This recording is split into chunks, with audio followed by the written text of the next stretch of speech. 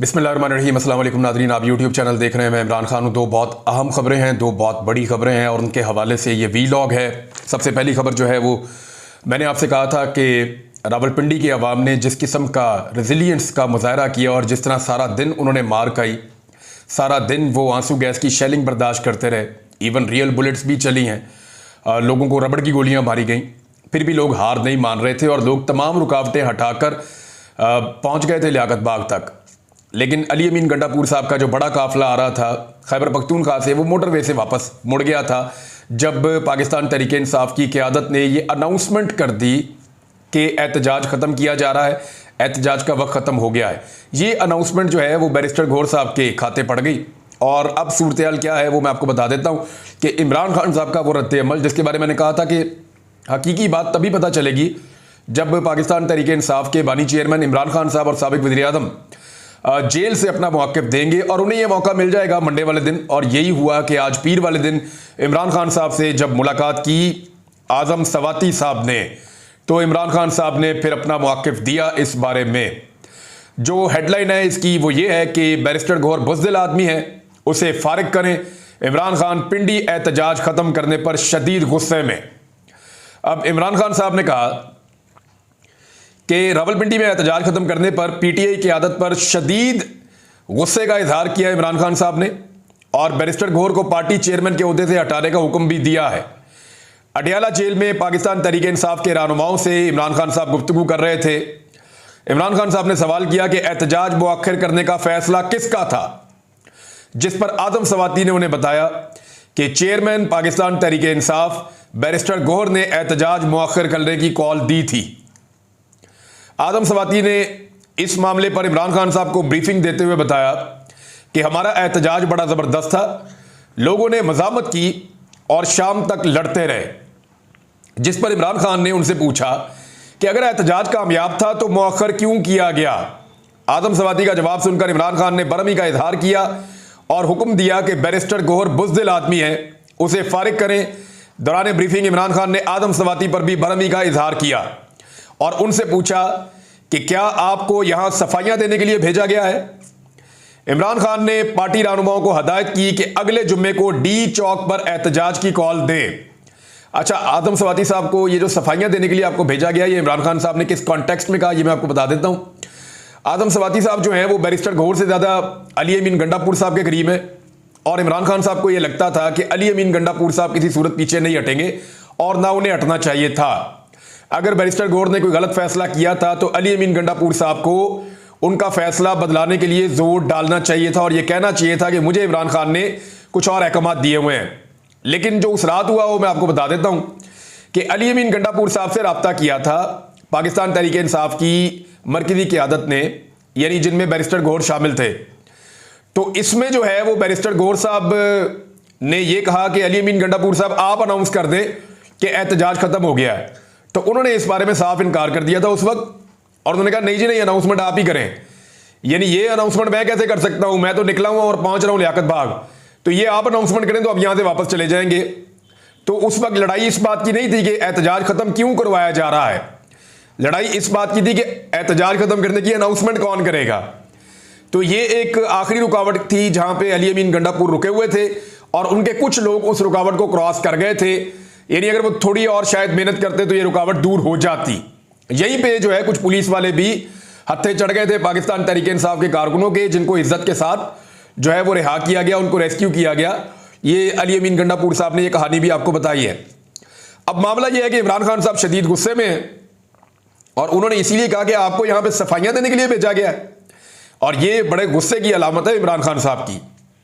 यानी जिन लोगों ने ये विटनेस किया वो ये कहते हैं कि हमने इमरान खान को इससे पहले जेल में ऐसे गुस्से में और जलाल में नहीं देखा। तो इमरान खान ने पार्टी रहनुमाओं को हदायत की कि जुमे वाले दिन डी चौक पर एहतजाज की कॉल दें, जो मर्जी हो जाए, चाहे 2 दिन लग जाएं, हर सूरत डी चौक तक पहुंचना है। इमरान खान ने कहा कि अली अमीन गंडापुर लियाकत बाग पहुंच जाता तो बहुत बड़ा लीडर बन जाता। मेरे और अवाम के दरमियान कोई गलत फहमी नहीं है, यानी मेरी और अवाम की सोच इमरान खान साहब कह रहे हैं एक जैसी है। मैं भी कुर्बानी देने के लिए तैयार हूं और पब्लिक को भी देख लिया कि जैसे वो कुर्बानी दे रही है। अवाम फैसला कर चुकी है, क़यादत अपना फैसला कर ले, जो बुज़दिल हैं और साथ खड़े नहीं हो सकते वो हमें छोड़ जाएं। इमरान खान साहब ने ऐसा लगता है कि फाइनल राउंड को खेलने का फैसला कर लिया है। और देखिए अभी बुध वाले दिन एक बड़ा एहतजाज है, ये पुलिस की एंगेजमेंट बहुत ज़्यादा बढ़ जाएगी। हालांकि पुलिस बाकी कामों के लिए भी होती है, लेकिन बाकी सारे काम तो अब पंजाब के अवाम भूल जाएं। अब जो पंजाब की पुलिस है उसको सिर्फ सियासी मकासद के लिए ही इस्तेमाल किया जाएगा, बज़ाहिर ऐसे दिखाई देता है। क्या ये बुध और जुमा इन दो एहतजाजों के बाद पाकिस्तान तहरीक इंसाफ हमेशा के लिए ख़त्म हो जाएगी? तो ऐसा नहीं होगा। ये एक बड़ी पॉलिटिकल पार्टी है, एहतजाजों के बाद पार्टियां जो हैं वो और ज़्यादा बड़ी होती हैं। तो यहां होश के नाखून लेने पड़ेंगे इस सिस्टम को, और ने ये बात समझनी पड़ेगी कि अवामी सपोर्ट इस वक्त इमरान खान के साथ खड़ी हुई है और हम इंतहाई गैर मकबूल सियासी जमातों के एक जत्थे को कंधा दिए हुए हैं। और ये जो सियासी जमातों का एक जत्था है जो बहुत गैर मकबूल है, ये अवामी मसाइल हल भी नहीं कर सकता। तो ये तजर्बा गलत हो गया, इसको तस्लीम कर लेने में पूरे पाकिस्तान की भलाई है। लेकिन अब देख लेते हैं कि सिस्टम फैसला क्या करता है। बहरहाल सिस्टम को एक नए चैलेंज का सामना है। बुध वाले दिन 3 बड़े शहर पंजाब के, मुल्तान, फैसलाबाद और मियांवाली, इन तीनों शहरों में पाकिस्तान तहरीक इंसाफ की बहुत ताकत है। फैसलाबाद वो शहर है जहां पूरे शहर के अंदर पाकिस्तान तहरीक इंसाफ ने तकरीबन सारी सीटें जीती हैं। यहां तहरीक इंसाफ का तोती बोलता है। ताजरों की हमायत याफ्ता जमात नून लीग को यहां से बदतरीन शिकस्त हुई है। नून लीग परवेज मुशर्रफ के दौर में भी फैसलाबाद से नहीं हारी थी, लेकिन इस मरतबा नून लीग तमाम तर फैसिलिटेशन के बावजूद, सारी सपोर्ट मिलने के बावजूद फैसलाबाद में क्लीन स्वीप हो गई है, वाइट वॉश हो गया, उनको फर्क हो गई वहां से। तो एक तो है जी फैसलाबाद, दूसरा है मुल्तान। मुल्तान के लोगों को बहुत ज्यादा पीसा गया, बड़ा जुल्म किया गया। वहां पे जिस तरह इलेक्शन के नतायज हासिल किए गए वो सबके सामने है। जिस तरह वहां पे गिलानी खानदान को मुसल्लत किया गया वो भी सबके सामने है। लेकिन एक दो चीजें आपको जहन में रखनी पड़ेंगी मुल्तान की। जब इमरान खान साहब जलसे कर रहे थे ना पूरे पाकिस्तान में, और इन्होंने जलसों की इमरान खान साहब ने 50 कर दी थी बहुत तेजी से जलसे करते हुए, ये 2022 की बात है। तो उस वक्त आपको याद होगा अच्छी तरह कि जो इमरान खान साहब का सबसे बड़ा जलसा हुआ था वो एक मुल्तान में हुआ था। यानी मुल्तान के जलसे को देखकर उनके सियासी मुखालिफिन को खौफ आता था। तो मुल्तान भी पाकिस्तान तहरीक इंसाफ की एक बड़ी ताकत है, और जनूबी पंजाब में तहरीक इंसाफ का बड़ा जोर है, वहां नून लीग बहुत कमजोर है।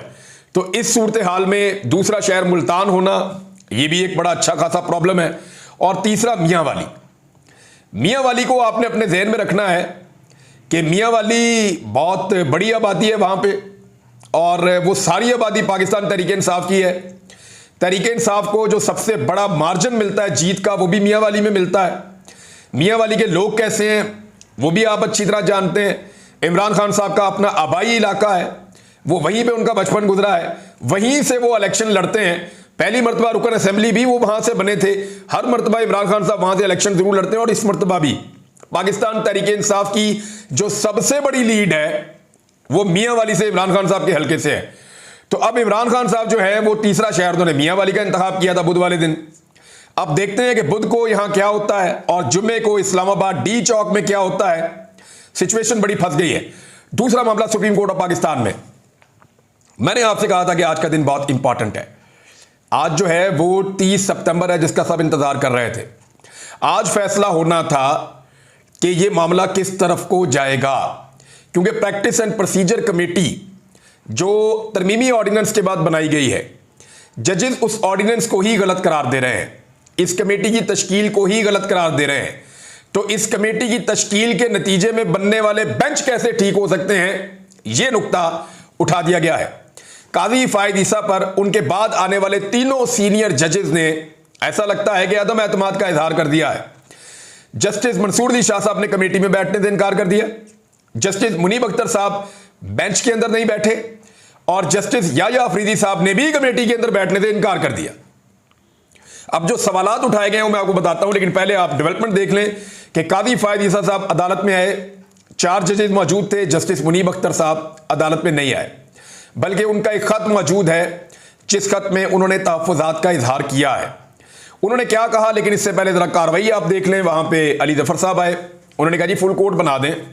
अब मजे की बात यह है कि 63A वाला जो फैसला है, इससे पहले जब 2 साल पहले आया था तब पूरी की पूरी नून लीग, पूरी की पूरी पीपल्स पार्टी, फजलुर रहमान साहब की पार्टी, MQM, सारी पाकिस्तान की पॉलिटिकल पार्टीज कहती थी कि फुल कोर्ट बनाएं, फुल कोर्ट बनाओ, बोने जजो फुल कोर्ट बनाओ, उस वक्त ये कहते थे।